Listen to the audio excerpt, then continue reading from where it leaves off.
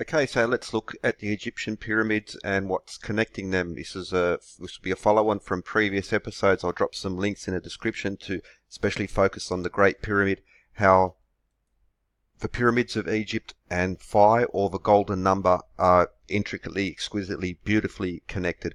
And the Great Pyramid is the best example of that because it contains the golden ratio for all the golden number in so many various forms through proportion and measurement, but it is also a way of connecting so many of, or basically all of the great pyramids of Egypt are connected through Phi. So the red and the bent pyramid both have this unfolded pentagon.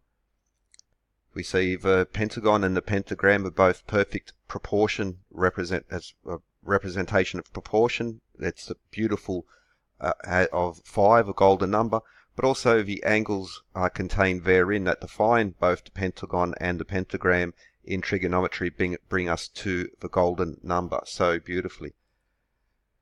The Great Pyramid, or the Pyramid of Khufu, this is only one aspect of it, but there we see, so the slope from the tip down to the middle in comparison to the half base creates a Phi proportion.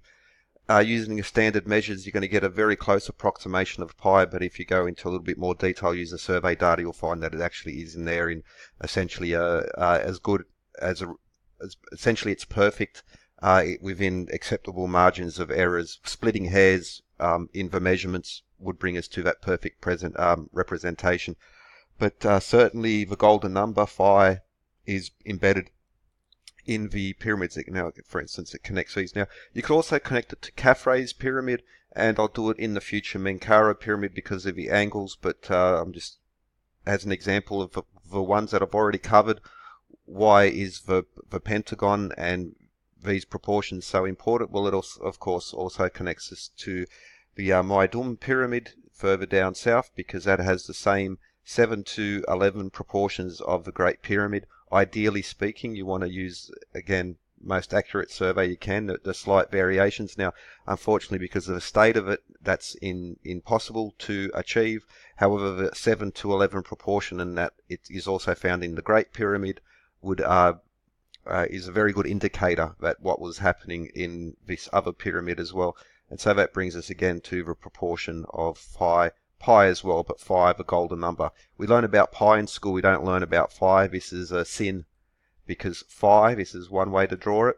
This is another symbol for it. If you're familiar with, I did a video on Disney, and you'll find it hidden in plain sight so many other places. That's another the sign, the symbol for Phi. And Phi, the number itself, is transcendental. Just like pi, an irrational number cannot be expressed as a fraction, but a transcendental number, in simple terms, it runs on into infinity without ever repeating. So the golden number 1.6180339887498948482045863. I could go on for infinity to get the perfect, as a transcendental number. It goes on forever and ever and ever. But what makes Phi so beautiful? Phi stands out in the infinite sea of number and proportion. It is the golden number. Mathematically speaking, there is nothing that even comes close to the beauty of Phi. And to begin with, Phi plus 1 equals Phi squared. Phi minus 1 equals 1 divided by Phi. 2 minus Phi equals 1 over Phi squared. 1 minus 1 over Phi equals 1 over Phi squared. Phi times 1 equals Phi multiplied by 1 over Phi equals 1. Phi minus 1 over Phi equals 1. It's just like there is no number that can't, this only happens with Phi. This is the golden number, and it also can be found in nature. So the spirals of in hurricanes and galaxies and flowers and so many others, but it is just the most extraordinary, the most beautiful number, and it is not just a curiosity. It literally defines nature on both the micro and the macro. Again, from the smallest to the biggest, this number, this proportion, defines so much of nature. Okay, 2 minus Phi equals 1 over Phi squared. 1 minus 1 over phi equals 1 over phi squared. It just, it's just perfect. So it is one of the building blocks of nature, and it is, mathematically solid. It doesn't rely, again, just extraordinary. And again, we could just keep going on and on and on. It only works with this number, and there's a strong connection between phi and the square root of 5. For instance, phi plus 1 over phi equals the square root of 5.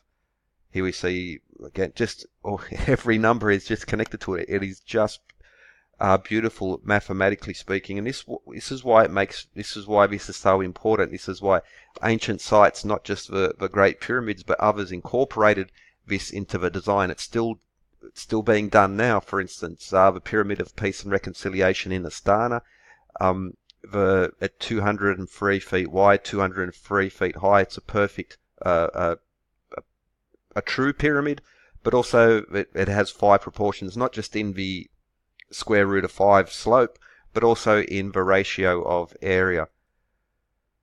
But phi, one way to get it is phi equals square root of 5 plus 1 over 2.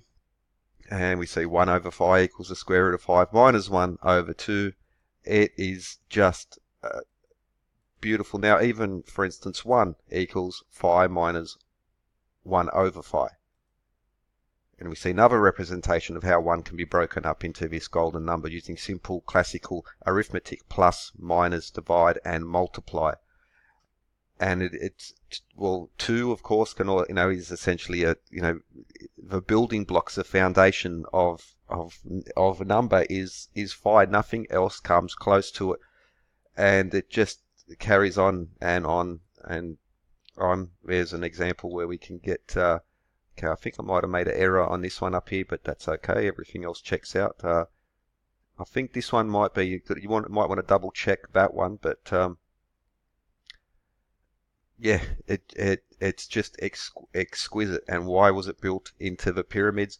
Pyramids are a textbook in stone: geometry, arithmetic, music, and astronomy. Now, Phi also has beautiful aspects in regards to astronomy and to music and to, of course, arithmetic, and of course to geometry. And the Fibonacci numbers would be one of the loveliest connections into there, probably the best way to express it. But also we have the Lucas numbers. So Fibonacci numbers 1, 1, 2, 3, 5, 8, 13, 24, 21, 34, 55. Using the ideal measures of the Great Pyramid, the Fibonacci numbers describe that, but there's an exquisite connection between the Lucas numbers and the Fibonacci. So if we add every second Fibonacci number, we get a Lucas number. Now, if you were to divide Fibonacci, so 1 divided by, better to work, 55 divided by 34, 34 divided by 21, 21 divided by 13, we get the golden ratio. But you actually have to work downwards, and the further you go down the Fibonacci, the closer and closer you get to the perfect description of phi. It's a transcendental number. You'll never quite get there, but the phi wave is a very important feature, because the criticism of a phi wave will be, well, it never actually reaches phi, but if you study it close enough, you'll find that the margins of error, just like in the pyramids, you have to study the margins of error, not look for the perfect ideal measures, but the margins of error contain information, and it's profound information. The margin of error in the phi wave from the Fibonacci numbers actually incorporates phi perfectly. So even at its very beginning, the Fibonacci wave begins with perfect phi. The margin of error actually describes that. But Lucas numbers, Fibonacci numbers, you can even see how the Lucas numbers, again, just all number is a representation of phi looking through infinite dimensions. So phi squared, cubed, to the 5th power, to the 6th power, to the 7th power.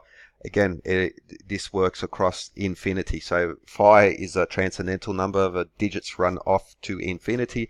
But also, once you build upwards or crossways, however you build across, phi is infinite. It's the perfect description of this number.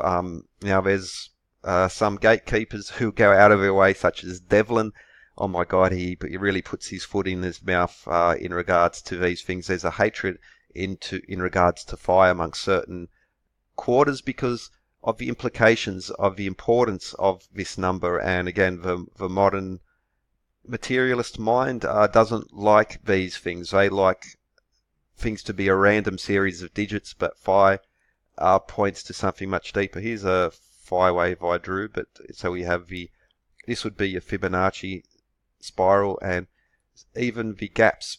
So this line would represent Phi, and the difference between Phi and the wave and there in itself is a description of Phi. Phi in the second dimension, the wave follows the exactly same form, and even inverted we find the same thing again. The margins of error actually incorporate Phi, so the criticism of a Fibonacci wave never actually reaching Phi is you haven't studied it enough. The margin of error contains information. So it is just a beautiful number, mathematically speaking. You know, you can literally we can crunch the numbers, and what we get is an exquisite beauty. And this is why the ancients, who clearly understood it because they incorporated it in not just the Great Pyramid, the excuse that is coincidence falls apart when you consider it in regards to the other pyramids. I'll put those links in the description. So a symphony of arithmetic, as the Great Pyramid and the others, they're a symphony of coincidence.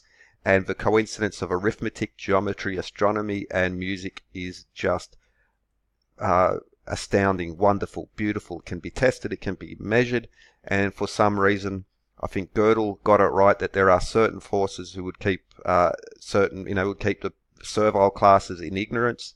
Unfortunately, there are even those who again, some people will push, rather than see the testable beauty, they'll push all sorts of outlandish ideas. They'll call other people, accuse other people of covering up, etc.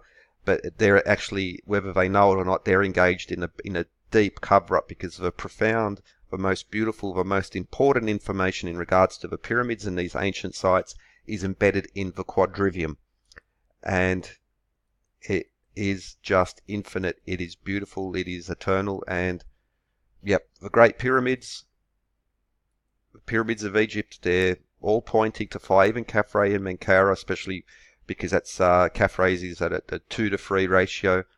2 and 3 is a Fibonacci sequence if you carry it on.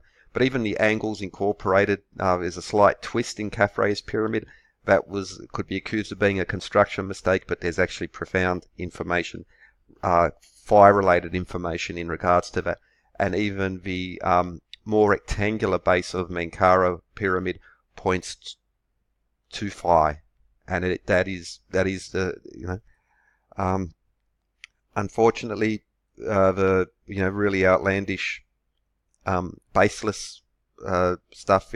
People talk about the hidden science in regards to the Great Pyramid, don't even understand basic arithmetic. And well, what can you say, mate? What can you say about that? Here is the beauty of it, and it's right in our face. And it's not just the pyramids; it's all the ancient world. What are they telling us? They're pointing to this.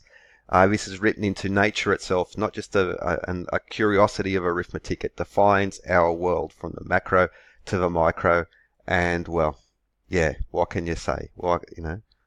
Really shake my head in regards to certain areas. Anyway, Phi, it's beautiful. Study the quadrivium, and the truth will set you free. Have a good one.